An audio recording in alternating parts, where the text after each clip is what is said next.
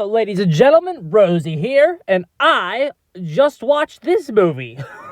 It was just at the theater opening night, and needless to say, there was not a lot of people there, but I went to see it, and I just thought I would do what I usually do, and I got some things to say, and I'm just gonna go until I can't really go anymore. That's what we usually do. As usual here, no script, no outline, no nothing here. This is just one viewing. This is just my initial leaving thoughts as we leave the theater. Again, maybe something we would tackle in a more in-depth way a little bit later. Again, I'm gonna try to speed through this here and just tackle things as I remember them. But we'll just want to kind of go through, talk about what I saw, talk about the movie, and just the initial thoughts and everything coming out of the movie theater. Okay, first of all, I want to say that the presentation of the marketing for this movie, at least from what I saw, as a horror fan, I did see some of the advertisements, the trailers, like everything along those lines. I mean, it's nothing along the lines of Smile. Like, Smile's marketing was fucking genius. You know, it's nothing like that. But what little they did do, like in terms of the trailers and the shorts, things like that, the advertisements I've been seeing, and then of course the interviews with the children that made their way around on social media. Like, they got like some of the lost kids in the movie. I think that's what they actually did to kind of like play outside of movie roles, kind of work their way in the movie a little bit, kind of, sort of. I think that's what that was. I also had, like, a panic attack midway through, and I kind of had to, like, do, like, a pacing, so that's just me being a crazy person. But, so I did kind of have to, like, so I did kind of admittedly not see every single frame of this movie. Don't shoot me for my I know everyone's reviews, like, 6 minutes of this movie, and that's definitely not what I'm going to be giving it.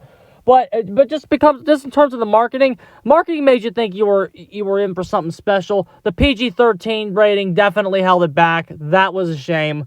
As soon as I saw that it was PG-13, that was a kind of like for Megan, it was a slump. It was like, fuck, it's PG-13, really. Megan did have an R rating version, which I actually haven't watched yet. And the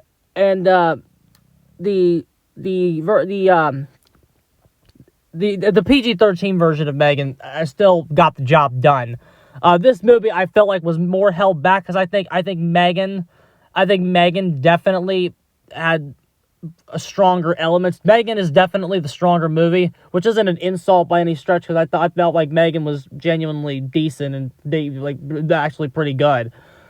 This is honestly as average gets. There were some good things. There were some other things. The writing, the pacing actually wasn't too bad. Especially at the first act is actually okay. It's when it's time for the actual volume to kind of get in there that the volume. It's time. It's when the movie needs to kick into the next gear that the PG-13 rating and everything kind of holds it back. It can't really do some of the things it needed to kind of do in order to give it that extra flair, just due to that PG-13 rating. But again, I just kind of want to go into everything here. So the plot of this movie, again, I knew, knowing nothing going in. The plot of this movie, just going from the trailers here, so you get the sense that there's some entity that is latched on to the child. Oh fuck, what's her name? God, the kid, Alice, the kid is the kid's name. There's some entity, Chauncey, the bear, that is like latched onto this child, Alice, and that is similar. That was attached to the mother character, Jessica, when she was a kid.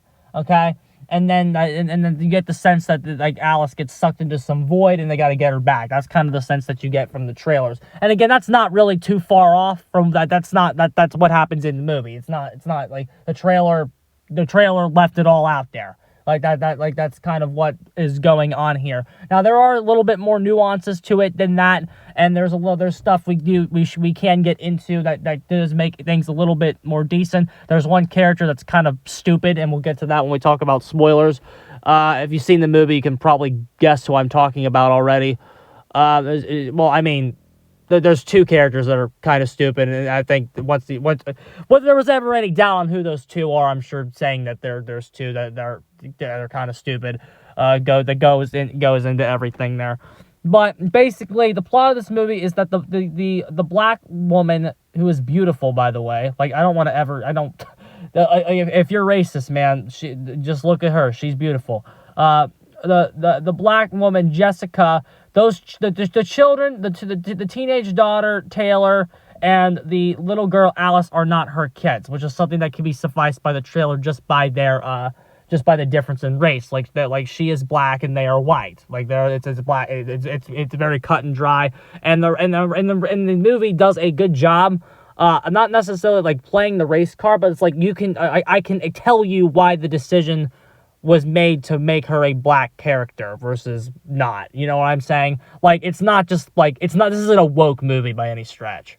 Like the reason, like you can do like there are two different worlds is kind of what is kind of being forecasted there, where they're two different families, they come from two different backgrounds.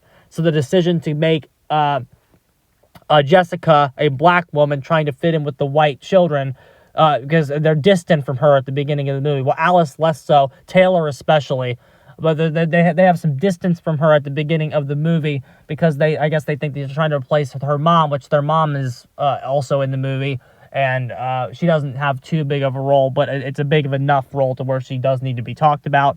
But I know some people don't even like the interracial romance, but it's like that's not even a big thing. Their father is also in the movie. He actually was left out of the first trailer completely, except for one shot, which you could even mistake him for being the entity. Even in fact, it kind of was, but so like you've got this. That's the family dynamic that's being set up here. And then Harry Styles, the dad's like some singer or something. The mom is like a children's author and illustrator, and the stepmom, Jessica, and then the dad, I don't even know his name. He doesn't do much in the movie. He's some singer or something. So he fucks off about 35 minutes into the movie. He fucks right off and gets out for the rest of the movie. I don't even think he's seen again in the entire movie after he fucks off, apart from a few sequences. So he fucks right off, and it's just that dynamic of the Chauncey the bear is slowly like taking over the Alice's mind, and that's kind of what the movie is. And for the most part, it's all right. I mean, it's really nothing special. It's honestly more forgettable than it should be. Its premise and the presentation of the marketing would make you think that this was something a little bit more special than it was. But it was just kind of good marketing propping up an average movie. Like, it wasn't necessarily bad, but it's like, I would be lying if I said I wasn't disappointed. Just because I was like the way that the marketing machine kind of got behind this, I was expecting a little bit more, and I really do hope an unrated version of this movie comes out too. Blumhouse is really starting to piss me off with these PG-13 movies, bro, and especially when they had an uncut version of Megan ready to go that should have just been the release. But since Megan went viral on TikTok, I swear that's what happened. But when the dance for Megan went viral on TikTok, they scaled it back to a PG-13 to get to make more money. And I feel like again, I don't know if there was an R-rated cut of this movie, but it's like seeing Megan's R-rated cut and then watching this movie. It's like I don't know, like it feels like this movie was designed to be PG-13, which is a shame. PG-13 is a stamp of death 9 times out of 10. It really is. And so again, I walked out feeling a little bit underwhelmed. I'm not gonna lie. I like Chauncey the bear. I like the way he is used. Up until the end, I thought it was okay. There's some CGI in this movie that's really rough. There's some really rough CGI in this. It's especially towards the third act. The third act can get very, very bad with the CGI. When Chauncey is looking around and moving his head and actually moving the sequence, again, Chauncey, this isn't Chucky. It's not like Chauncey's gonna run around the house and jump around and all. Like, it's nothing like that. He just does subtle head turns and movements of his arms and things like that. Like when Chauncey is moving, it's okay for the most part. It's when the movie fucking splurges in the third act that the CGI becomes really, really quite noticeable and quite distracting. There is a moment in the third act where the characters enter enter a new place, and when they enter that new place, it looks fucking awful. It looks really bad. And I don't know like if the budget just couldn't handle it, but it just felt, or just the people were so uncreative. Because again, I feel like I can't even say the budget can't even handle it, because we live in a post -1 world where Godzilla -1 had absolutely nothing and made the movie look 10 times better than anything Hollywood was shitting out with their massive fucking budgets. I just don't understand why a movie which I'm sure was more expensive to make than -1 looked 50 times worse. I don't understand what Hollywood and we in the West are doing in terms of our CGI and the way that we produce movies.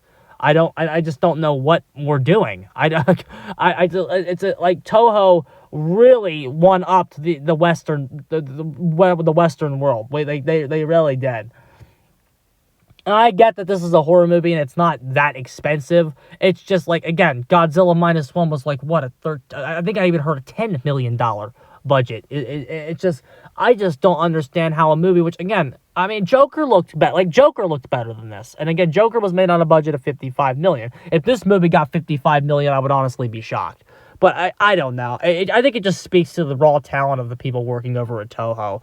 But to expect this to look like, but it's just like when you see bad CGI, it really does stick out. And again, nitpicking bad CGI, but I don't know. I just feel like that's less of a nitpick now because of what Toho accomplished with -1.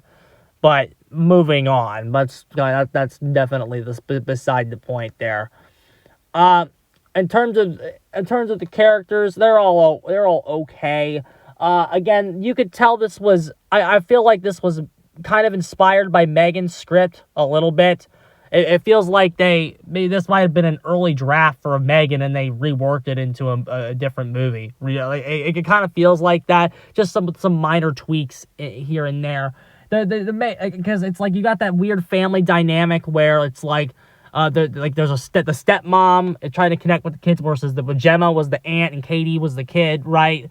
You got some of that going on here, but it's like Katie was split into an even younger girl and then an older girl as well. Like there's some differences, but it really feels like if it came out 10 years later that this was an early script of or like a proposal for the Megan movie that was rejected and then reworked into this, I would not be shocked at all. But I think that's all I gotta say for the non-spoiler section. Those are my general thoughts. Very underwhelming. The marketing made it look like this was going to be significantly better and a much bigger event for Blumhouse than this actually was. Again, this was painfully average, and that was kind of sad. Again, Chauncey the bear is cool, and he's the best thing in the movie. But moving on now. So, spoilers will start. It opens with this movie. Okay, spoilers. Starting 3, 2, 1. The movie opens with a dream, and you know how I feel about that. If you've watched enough of these reviews by now, you know Rosie is not a big fan of the dream sequence. It's one of those things where it feels like it's kind of starting at the end. Like you see Jessica, the stepmom, she's like walking around, running away from the spider, which you at the end you run from the spider thing in her dream, which actually kind of resembles a character in her book, which I kind of like that idea, and we'll kind of go into that a little bit more if I kind of remember. But it ends with like a man like grabbing her. I forget what he says, but like it's like another. A big black man grabbing her, and because she kind of like is still running away from the spider. Again, I forget the whole sequence, but she wakes up in her bed and I'm like, it's a dream sequence. Now again, this wasn't the worst one I've ever seen, just because of how it kind of works its way into the plot, and you can kind of see what the dream sequence kind of is and what it is for her a little bit later. So again, it wasn't the worst thing ever, but still, dream sequence, I'm just not a fan. Just feels like they shouldn't really be using those. Again, cliche, lack of imagination. Pardon the word there. But she starts. So basically, so Jessica's in bed with her husband. I don't know if they're married. I think their husband. It's her husband. And like basically, because she's starting to regress and have nightmares, and she says she has a therapist, but that never comes up again. But she decides to, they decide to go relocate to Jessica's childhood home early, despite the fact that it's not fixed up yet.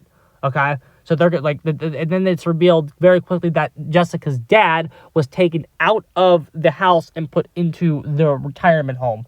And it is very easy to infer at this point that the dad was the person in her dream as soon as they say that, and that is a correct assumption. And again, it doesn't take a genius to kind of figure that out, but it's again that is a correct assumption there. But he gets, his name's Benjamin, I think his name is. I don't know. I think that was his name, but I'm not entirely 100% sure there. But it's kind of, the first major scene of the movie happens when Jessica goes into her childhood room, okay? And Alice comes in, the little girl, and basically they talk about how Jessica got to draw on the walls and never got in trouble for it, and that was kind of cool, blah, blah, blah, blah, blah. And then, so, and again, the comparisons between Alice and Katie in my head were kind of starting at this point here. And then there's an aspect of Alice's character that comes up. It really isn't used as much as it should be.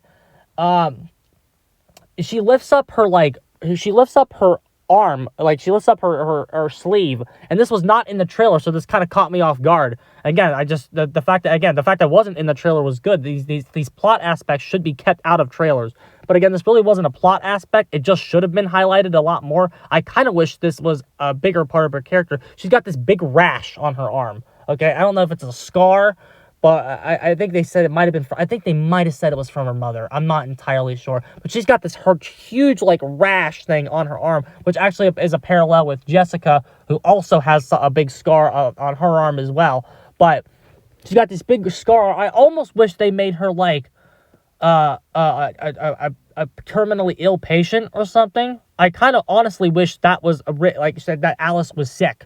It just felt like that was the natural thing that they should have done there. Like, with, maybe not like sick, or maybe just like, was sick or something along those lines, where her body's going to be permanently like changed by a disease or something along those lines. They did mention that Jessica's mom dies of cancer when she's 5 years old. Perhaps Alice had or is battling cancer, right? Or something like that, where, well, like her life has no joy in it. Like, I almost wish she was bald and a cancer patient. Like, just by the way, as soon as they lifted up her arm and saw that rash, I kind of wish that was something they did and leaned into a little bit more. By making her physically weak and weak, like making her physically weak, as well as the cancer chipping away at her spirit, it would make her much easier prey for Chauncey. And I just think that I don't know. I just think that aspect should have been played with way more. And as soon as I saw the rash, I'm like, that needed to be a way bigger aspect of this movie. And it just wasn't. It never came up again. But basically, Jessica asked if Alice wants this room. And here's when Haley comes into the movie. Haley's a bitch. She walks in and goes, well, actually, I already helped Alice pick out a room, and she doesn't want the room with all the fucking shitty drawings on there, the creepy drawings. And then and we're gonna go pick a room in the other end of the hall. And then Haley also said, this is shit dialogue too, by the way, because it was just forcing the fact that she's the stepmom. Like, Haley says, also, nice stepmom move, calling her Allie Poo. That's our thing. And then she walks out like a total cunt. Okay, now Haley's like written to be a 15-year-old bitch, like she's 15. Now she's written to be some cunt, and honestly, there were some aspects of her character that were honestly kind of weird. It wasn't even her character, it was just like the scenes that she was written in, particularly with the boy, that I found a little off-putting, because they're framing her to be like 15 years old, and just some kind of the things that like I don't know, maybe I'm out of touch, but I don't know, are 15-year-olds doing the kind of shit, and we'll get into that. And just like they almost wrote her to be older than she was, and I don't know, it was made for some rather, I don't want to say uncomfortable, because it certainly doesn't get, it's not like uncomfortable, but but like there are some scenes with the character where you go, would a 15-year-old really be doing that? It just doesn't feel right, and I just kind of feel like maybe there was some bad thoughts in the minds of the people making the movie. But I get there's some sketchy thoughts there, just by the way that they use her and write that character. I don't know. I don't like the way she was written, but. But like, so she's a cunty bitch, and like in an over the top way, in a way that is similar. It's comparable, but not really similar to Ronnie White from Halloween 2007, with how over the top she is in her way of expressing the dislike of of Jessica. Because, like, Ronnie White, obviously, he's over the top in a different way, where he's like, I'm gonna crawl over there, skull, fuck the shit out of you. Take that thing off, boy. That freak of yours needs some serious discipline, right? Whereas Ronnie White was completely over the top in a very loud, comical way. Now, obviously, like, Haley's dialogue isn't, like, over the top in a funny, dark humor kind of way. It was just like, well, that was very forced, right? There was like a text message conversation that you can read where it's like Jessica asks Haley if she wants something to eat and she says she'll get it herself. Like that was a little better. I wish that was an actual interaction that they had. There's definitely smarter ways to write the conflict of stepmom not being liked by stepchild. There's smarter ways to write that. This movie just blaze it out because it's something that they need to establish, kind of like the Allison Corey relationship in Halloween Ends. They need to just throw that out there and get it in there as fast as fucking possible because they're shoehorning it. Now again, their conflict isn't shoehorned, it's just poorly written, but it's like they need to establish it quick so they do it in a lazy way, if that makes sense. So if that makes any sense at all. Now I'm trying to think again. I'm gonna definitely, some of these scenes are definitely gonna be out of order here, but I think the next notable scene is I think this is before Chauncey is there. I think, but while we're talking on the subject of Haley, there's a scene in her room where she is like taking a selfie, and then outside there's just some old lady sitting there. You're like, at first you think it's a ghost or something. You're like, she's like looking for this old lady, and so she goes outside like a character in a horror movie, lol, and looks for the person in the picture, and then she sees some jock, some bimbo who's probably like as old as she is, right? Like just some dude her age that's conveniently next door to her, and so he starts like flirting with her, and this is that scene where it comes up where. The kid says that he knows bars that they don't take IDs. Now, again, if they were 18 or 19, I would think that was a little bit better. But again, the fact that she's written to be 15 years old, I found that scene just a little bit weird. Just make the character older if you're gonna do that. Like, I don't know why the need to write that in with a 15-year-old was necessary. But the major point is that Jessica comes out and basically says maybe you should take her to the mall instead. And that makes Haley, because Haley obviously thinks the boy is cute or whatever. And so she gets pissed at Jessica for messing up the flirting interaction and walks up into the room. And then Jessica says, I didn't mean to make you feel bad. And then Haley doesn't say anything. She texts her, which I did like that aspect. And this is where you read those text messages. But then she says, nothing you say could ever make me feel bad, which is actually foreshadowing to a little bit later in the movie. And so that's the scene with them, and it introduces that dude character.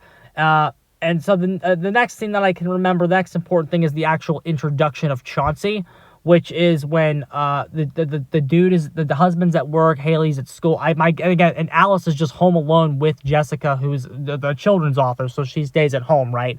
And then Alice walks into the room and they're talking about that there's like a spider that is the bad guy in her book, and Alice is like, I don't like the spider, he's scary, blah, blah, blah. And they have a short conversation, and Jessica's like, I can't figure out what to draw next, and there's a deadline, and Alice says, maybe you need a break, let's play hide and seek. Moment she gets that, Jessica gets a phone call. I was assuming it was from the dad, but that she walks outside to kind of keep the game of hide and seek going, but also being allowed to talk, right? So then Alice is just walking around through the house like a dipshit, kind of like looking where Jessica is, and she can't find her anywhere. So that leads her to the basement. I know, every cliche horror movie thing ever. And then she finds Chauncey just sitting in the basement, and that's where she says, "Who left you all alone down here?" Right? And then she picks him up, and then she starts talking to him, and she starts like getting answers, right? And so, you're hungry? Okay, I'll come. I'm hungry too. And she takes Chauncey upstairs or whatever the fuck. And now Chauncey's just sitting there, right? And now they're tied at the hip. And like when Jessica comes back in, he's like, "Are you ready to play hide and seek? Is it my turn to be the finder?" And then Alice is like, "I found someone else to play with," and like immediately shuts her out of the room. Which again, so like you can kind of see Jessica as a character is growing like frustration with herself that she can't be a good mom to these kids, or whatever the fuck is going on. And then you hear Alice and Chauncey talking a lot through the vent, like Alice is talking to Chauncey or whatever about it, just basically very generic shit. And so I don't know what the next scenes are. Again, I'm going out of order. I'm definitely forgetting shit. But the next scene I remember is the fact that again, like there's some Chauncey stuff. There's like a hide and seek scene with Chauncey where Alice comes into the bedroom and they do like some phony jump scare or whatever the fuck. And then then she's like, "Listen for Chauncey's tummy grumbling," and then you like actually do hear a slight grumble, and Jessica's like, "What was that?" And she starts looking around, and then they do a jump scare, but then reveal Chauncey is actually under the bed.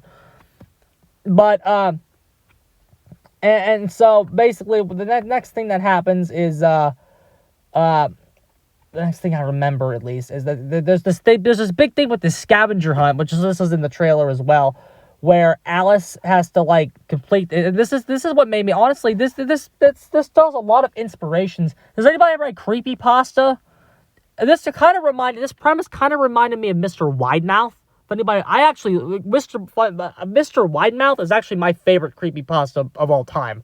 I love that story. And to see like aspects of its plot kind of finally in a major motion picture was actually nice. Like there's the concept of Alice needing to finish the scavenger hunt that Chauncey made, and once she finishes it, Chauncey will take her to the place she's from, and that's something that Mr. Widemouth played with as well. However, it is significantly better in the Mr. Widemouth creepypasta, just because it's a lot more subtle, and like the place that Mr. Widemouth wants to take the child in his story to is scarier than the ho-folky imaginary world that this place is. So this is about the time when the dad fucks off, about 35 minutes into the movie, and then you meet the wacky next door old lady neighbor, who is not really written to be a human being. She's one of the dumber aspects of this movie. She comes off as like she was she was Jessica's babysitter as a kid. Now her role really isn't developed a lot about what she went through in the initial scene. You just kind of have to take her at face value, but she's also a lunatic, so you can't really do that. You can tell just by the way she moves and the way she talks and the way that the actress like uses her eyes that she's kind of a weirdo, and just like the way she was like skulking about in Haley's photograph, that she's kind of a weirdo, right? But so she starts talking about how Jessica was always playing with her imaginary friend too when she was little. You see Chauncey with the way that you see with the bear and everything. And Jessica, it's very easy to pick up at this point in the movie that Jessica is repressing her memories. Like, she said she never had an imaginary friend, but you know from the trailer that's not true. But you can just tell, but it's other than that she's, like, repressing memories, and that clues you in on the kind of the dream sequence is not really real, right? It's a repressed memory, and that's why she's dreaming about it, okay? So, again, a good way to make the dream sequence less trash, but still, nonetheless, it's still not the best. I would have rather seen, like, a therapy scene of that. I don't know. But, so in this scene, the, lady talks about, the neighbor character, Jessica's old babysitter, talks about her father, okay? And that prompts Jessica to leave and go see her father at the nursing home. And this is when it's 100% confirmed that her dad is the character from the opening dream sequence. And their dad's, like, mumbling shit, and he's, like, a crazy person. And he actually ends up grabbing her arm. Like, there's a scene where they have this scene where he's like a crazy person, and he starts mumbling about how Jessica disappeared, etc., etc. Obvious for, like, again, if you've seen the trailer, it's very easy to start connecting the dots, and especially in retrospect. But basically, Jessica's out of the house. While the cat's away, the mice will play.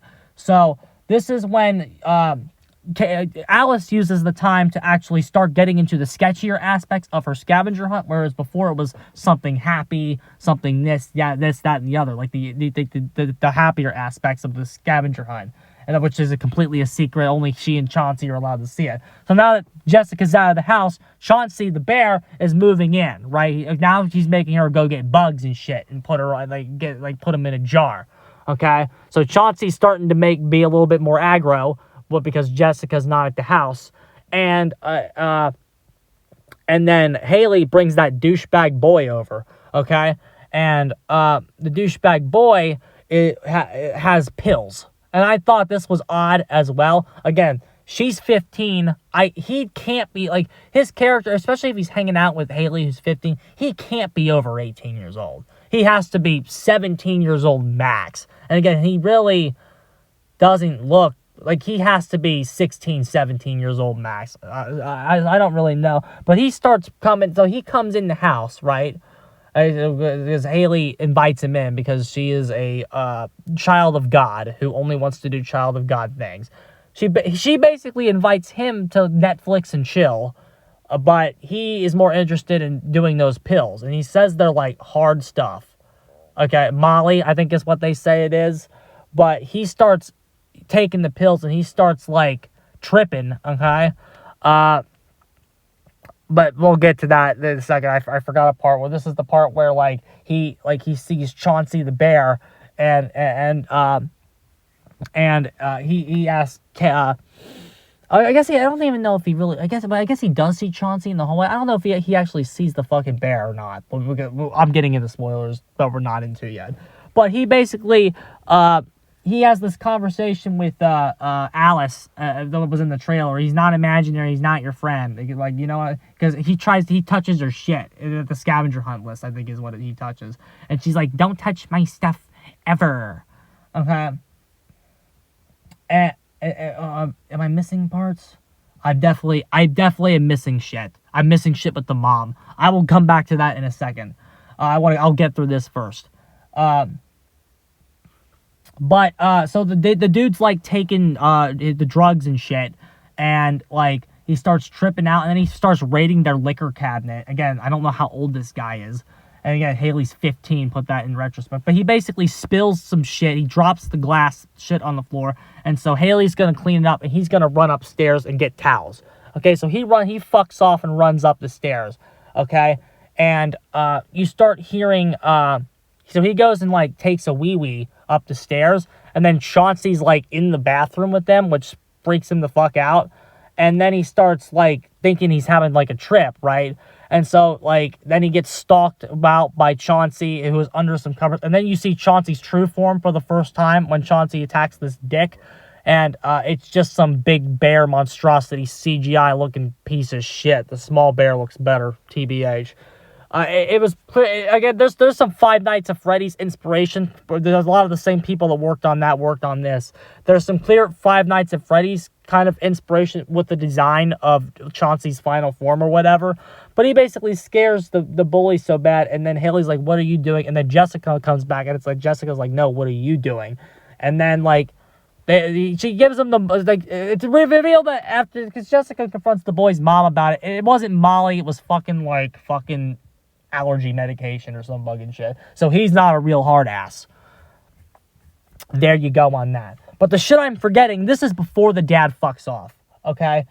Because I forgot a part about, because again, the reason I remember I'm forgetting is you hear, like, when the boy's, like, getting stalked by Chauncey, you hear Alice's voice, because Alice starts, like, projecting Chauncey's voice, okay?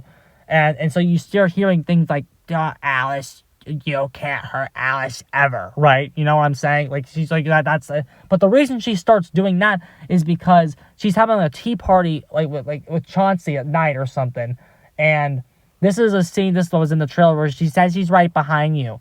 And there's a big jump scare where, like, their crazy mom, their mom is, like, a crazy person, okay? She actually breaks in their house, okay? And they have to call the cops and get her out. And that's the part I miss with their mom. Because her mom is a psychopath. And she got the house's address because Haley's a retard and sent it to her. Okay? So that's how she was able to break in. Basically, they basically are listening to Alice through the vents because they're thinking she's scared, and then she's like, "I love you, Chauncey," and that's when she throws their voice for the first time, and then it's like, Chauncey loves Alice. Chauncey won't let anything happen to Alice, right? She starts like doing that weird shit. There you go. But basically, so after that whole shindig, after the shit with the boy, Jessica goes in her office and sees that one of her illustrations is torn up. Like, she's making the story about reframing that she actually got the idea from Chauncey, which is an interesting thing about how Chauncey was kind of teaching Alice to kind of sympathize with the villain of Jessica's story. I liked that idea and wish they expanded on it a little bit more. But they didn't do it much. But again, Chauncey, like, teaching Alice to sympathize with the villain, I liked that idea. But she sees that her thing is torn. And so, like, Haley is fighting with Jessica at this time. Again, they fight throughout the whole movie, say a bunch of awful... Like, again, Haley is over the top as fuck. Reminds me of Haley from American Dad, honestly, by the way she dresses and shit. But she thinks it was more along the lines of Alice. So she starts going into Alice's room, and there's this big lump, which you assume is Alice under the bed, and she starts, like, pouring her heart out to Alice about her scars and shit. Like, she's trying to have a heart-to-heart with her. But then she notices it's not Alice at all, because Alice is outside fucking ripping the fucking piece of wood off of the shit, like in the trailer. So this is like, oh, she's gonna do something that hurts now. So under the bed is actually Chauncey the bear, which is strange because this is the first part you get to a clue that there's something off with the bear, because Alice is outside talking to Chauncey, but Chauncey the bear is in the fucking room with Jessica. So, like, what the actual ass is going on with that? But basically, the something that hurts thing goes on where Alice is going to stab her hand, but she actually doesn't stab it. She does slice it, though, but she thankfully does get saved from the stabbing, okay? But this prompts Jessica to call in, like, a child psychologist, I guess, about how Alice has been acting and to put a stop to the imaginary friend shit. And so they bring Chauncey into the room, okay? And the child psychologist tells Alice to tell Chauncey how she really feels. And this is when Alice has that breakdown scene from the trailer. Maybe we shouldn't play together anymore, Chauncey. Maybe we shouldn't be friends. You know, that one. She starts freaking about Chauncey, like, is scared or that wasn't nice of him, blah, blah, blah, blah, blah. So she starts freaking the fuck out. And then she starts talking back to herself in the Chauncey voice, okay, that she's been throwing throughout the whole movie. But she has her back turned toward the camera, okay? So you're looking at it from the psychologist's point of view, with Alice talking to herself with the but at the very end of the scene with the Chauncey bear talking, Alice turns and she's not saying anything. And that freaks the child psychologist the fuck out, because there's something talking to the kid, right? There's something talking in the room, and it's not her. So the whole time the Chauncey voice was real. And so basically, after she freaks the fuck out and starts talking about how there's in a like and then she starts, the child psychologist shows her all these other videos of missing kids that have taken place. Again, I think some of them were used for marketing, about these kids are missing after talking about having the similar experiences with their quote-unquote imaginary friends. And then this prompts Jessica to go, well, what about her fucking bear? I'll just destroy her fucking bear. That's what I'm gonna do. And then this is the big twist of the movie that I honestly didn't see coming. The bear isn't real. That's the twist. It's not really a plot twist, but it's something that catches you off guard for sure. The bear isn't real. The bear is a projection that the entity does. So, like, when you see the video footage of the therapy session, the bear is not in the room. The bear is a projection of the entity that only the entity Chauncey that only Jessica and Alice can see. The rest of the cast cannot see the bear, including Haley. Like Jessica goes, Haley, you've seen the fucking bear, right? And Haley goes, no, it's her imaginary friend. Chauncey's not real. There is no bear. And so basically, that prompts fucking Jessica to start fucking realizing. I think this unlocks. I can't remember which fucking scene, if this happened later or not. But basically, she starts going through her own fucking mind, okay? And she starts, like, noticing a lot of parallels between, like she actually writes the scavenger, the scavenger hunt that was written, she can actually write it in her room. Like, she painted the same things or whatever the fuck. So it's the same entity, okay? But basically, after this scene, like, here, Alice kind of, like, even though, like, she's not supposed to be talking to Chauncey anymore, Chauncey lures her down to this fucking room where the place he's from, right? And he sucks her into the void or whatever, kind of like Poltergeist, okay? And so now the whole plot is, oh shit, we gotta get Alice back as soon as that happens.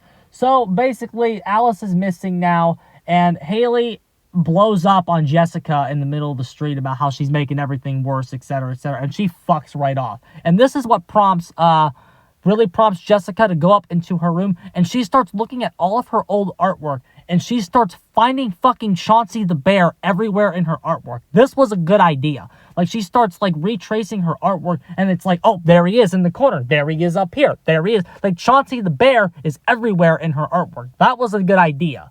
I like that fucking shit. Just seeing him, like, seeing her able to start, like, trace all this shit and start finding him everywhere again. She starts finding that bear in all aspects of her fucking childhood. And that was really good. I do appreciate that. But then Haley runs into buttfuck old lady neighbor, who's revealed to be the person that wrote the book on this shit, because she's the crazy, the crazy person in the trailer that's obsessed with the imaginary friends, right? That's her. So basically, she is the one that she tells Haley the name of the entity, Chauncey. Like, she says the name of the entity is Chauncey, and that makes Haley connect the dots that, oh shit, everything that Jessica was saying was real. So she thinks the person can help, so she brings her back to the house, and then she does help for a little bit. They know they got to get into the entity's world or whatever, and so they end up completing the scavenger hunt again. Something that hurts, though, for something that hurts, they do a payoff to where nothing that you can say can hurt me, which is what Haley said earlier.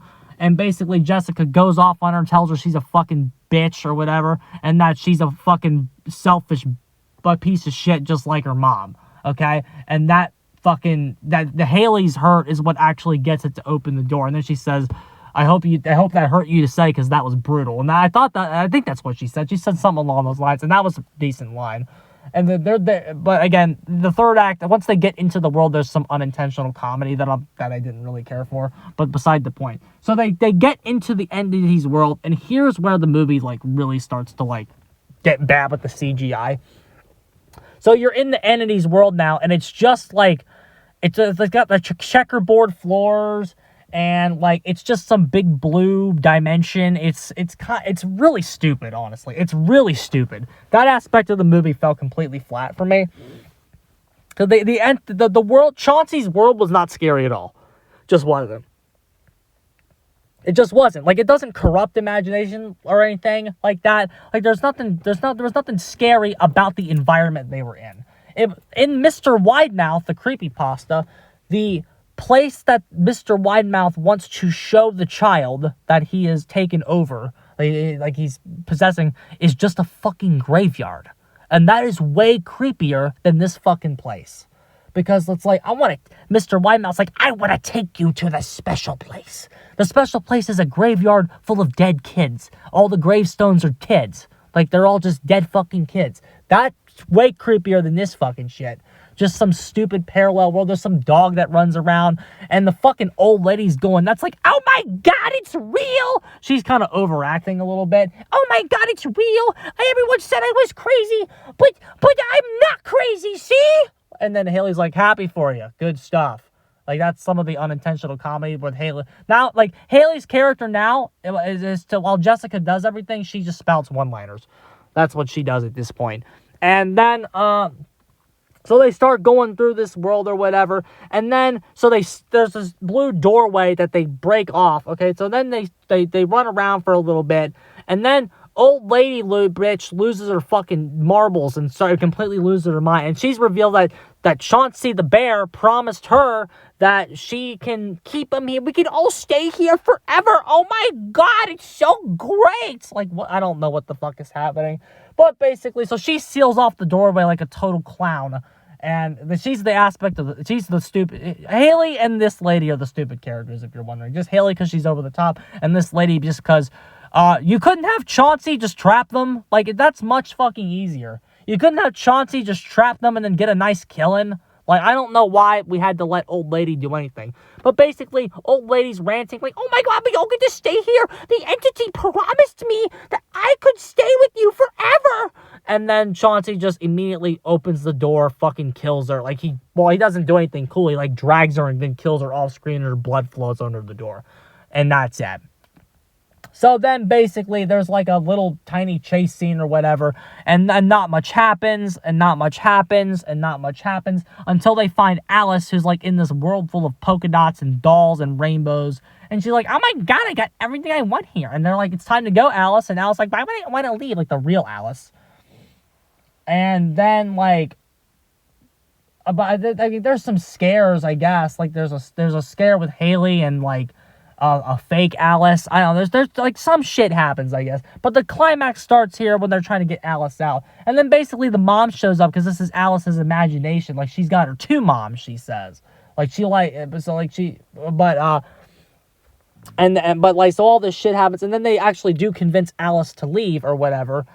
And then, like, so they're all on their way out the door, right? And then, like, so then the bear, like, Chauncey reveals his true form again, and it's, like, this huge bear monstrosity. And so they're all fighting to try to get out, etc., etc. And it's revealed, like, after Haley and Alice leave, it's revealed that, oh, shit, Alice was actually bait. And the OG person was the real target. No fucking shit, bro. It's stated throughout the whole movie that the entities latch onto creativity. Alice couldn't create her way out of a paper bag. It was very obvious that Chauncey's real target was Jessica from the start. If you've, like, all you have to do is watch the movie. That's very obvious. Because it didn't want to give her up. And so Alice was bait to lure back in. Very obvious. Very obvious that was what they're doing there. But it's also revealed, I did forget something here, that Jessica's dad, like, saved her, and he went crazy because he saw some Lovecraftian imagery in the imagination of, like, thousands of kids or whatever. Like, the seeing the imagination of the children taken to the nth degree inside of Chauncey's eyes, like, made him go crazy. So that was cute. But basically, there's this, like, they all get out, and then, like, oh my God, we're all at the hospital, and Jessica's reading her story to her dad, because her dad, like, binged her stories, because he's crazy, right? But he still, like, that was one of the crazy things he did. He would obsessively read Jessica's shit. So, like, there's this scene where Jessica's there, and then it's, like, the dad's back, and they're all together, and then Haley's like, thanks for always believing in me, Jessica. I know it can be difficult sometimes, but I really appreciate you sticking with me and believing with me. And then Alice goes, yes, you helped me get through and showed me I don't need Chauncey. I love you, Mom. And then that's when Jessica starts crying, and then slowly lifts up Alice's sleeve, and there's no scarring there. And that cues her in and the viewer that she's still in the imaginary dream world. Okay? Very predictable fake out that they were going to do something like that. But, yeah, they do it. And this is a scene where all the characters start getting possessed and have Chauncey's eyes. And seeing the bear eyes on the people, that was actually kind of cute. They all start staying shit. But then it's revealed that Haley knew that she was still trapped, came back in and saved her. Then they pull her out for real.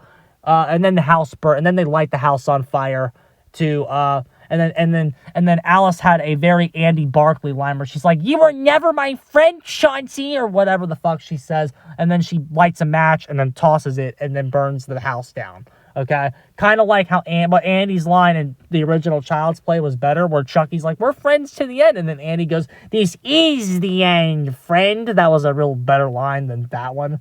It was very obvious they were trying to do some Child's Play inspired line, but it just came off completely flat. And so then at the end, they're at this hotel, and there's another imaginary friend, some guy with the bear. And he's talking to his imaginary friend, and then they all skedaddle and go to another hotel, lol cow gag. And then the bear transforms into Chauncey at the end of the movie. So it's implied that the entity is still around in other forms. That's the movie. Like I said, not very good. It's again kind of like a reverse Rob Zombie. It ends up being worse than the sum of its parts. Like it doesn't sound too garbage based on what I'm like. It doesn't sound great, but it also doesn't sound completely trash. And to be fair, it's like not completely trash. It's just that the execution of the ideas is just like trash. Honestly, like the entity's dream world is not scary, not as creepy as a fucking Mr. Widemouth graveyard. Haley and Jessica definitely needed a better patch it up moment than they got, because they didn't really get a patch it up moment. The closest one you got was fake in Chauncey's dream world or whatever. So they didn't really have the moment they needed to have as characters. And neither did Alice, really. Jessica did not really have the character moment with the kids that she needed to have to show that their relationship has grown over the course of the movie. That scene never happens. That scene doesn't happen. And Dad still fucks off and he doesn't come back. The ideas that the movie's tackling in terms of its protagonists are underdeveloped as shit and don't really get the resolutions that they needed. And then the shit with the bug and the spike. Chauncey is like, and then Chauncey, the antagonist, is the best thing in the movie. As soon as they turn him into some digitally enhanced CGI piece of crap, that's when it stops working. He's better, like, it's honestly better when he's like a bear and not really, it's subtlety. Maybe I'm just more of a fan of subtle shit. Once they start, like, showing, it's the Jaws effect, bro. But again, it's like, just like, show less, and, like, again, it's just like, the shark from Jaws looked 50,000 times better than every form Chauncey was in. Sometimes it just looks better when there's something in front of the camera. And I don't know if CGI was used for those forms. I don't know how he was done, but it's just the way that it looked. It didn't look real. It just didn't look real. Like he looks more real when he's a bear, I guess. And I don't know. I just prefer like the subtle approach, I guess. But again, when it's time for something to cut loose, I can definitely understand. But again, how are you going to cut loose in a PG-13 movie with bad CGI? You can't. You can't. So all in all, that's this movie. It's better than things like Winnie the Pooh, Blood and Honey. It's better than like the weaker Halloweens and like some of the weaker entries in the slasher genre. Like, it's not like total shit. But again, to say I'm not disappointed is, that being said, I still like the bear, and I still am glad I bought it. Like I like the bear. I ordered the bear. It was $20. It was just a $20 bear. So that should be here within the next couple weeks or so. But the bear's cool, and I don't know. I just wish he had a better movie, man. It wasn't as good as I wanted it to be. Let's just say that. But oh well, it was fun. I'm glad I went. I'm glad I saw it, and then maybe we'll do another in-depth review on this in the future, another day, when we can talk about more stuff and get the scenes in order right. But for now, I'm getting the hell out of here. GG's.